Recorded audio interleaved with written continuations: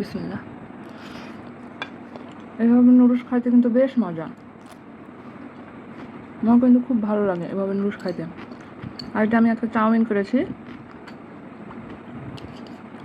তো আমি নিজের হাতে নুডলস খাইতে এতটাই পছন্দ করি, নুডলসের পরিমাণটা দেখলে হয়তো বুঝতে পারবেন।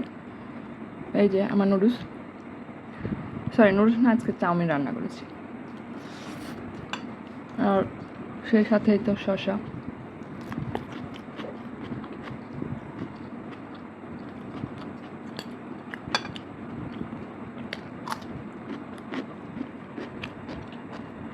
শসা দিয়ে নুডলসের কম্বিনেশনটা আমার কাছে খুব ভালো লাগে। আমার মতো কে কে আছেন বলেন তো, যারা শসা দিয়ে নুডলস খাইতে পছন্দ করেন।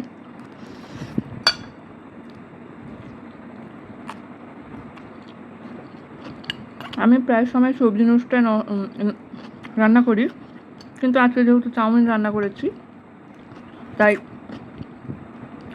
কোনো সবজি দিইনি, কারণ সবসময় যেহেতু আমি সবজি নুডলসটাই রান্না করি, তো আজকে ভাবলাম সবজি ডিমটা দিয়ে নুডলসটা রান্না করি।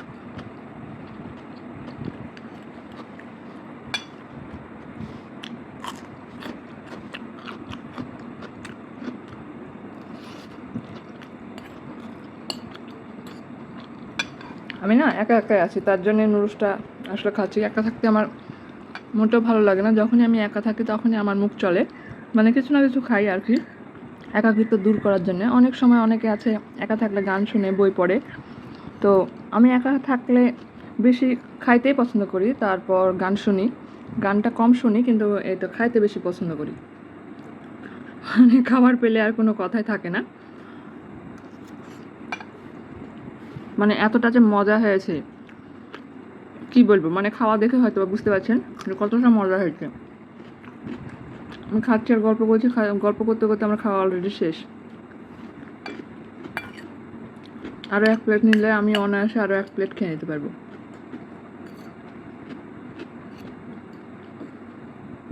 কিন্তু ভাবছি ডায়েট করবো আর ডায়েট করা কই হচ্ছে।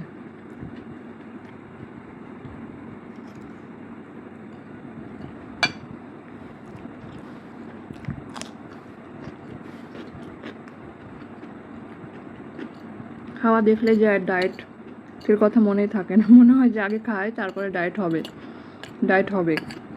তো এই তো খাওয়া তারপর ডায়েট।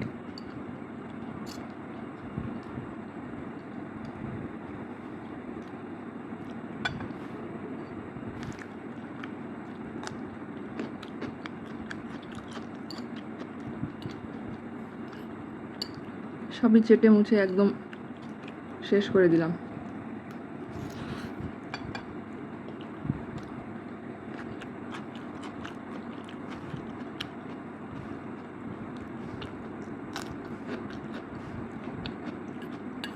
পুরো একটা শশা শেষ করে দিলাম, আরও একটা শশা মনে হয় লাগতো আমার, কোনো ব্যাপার না। ও যখন খাবো আর একটা শশা কেটে নেবো।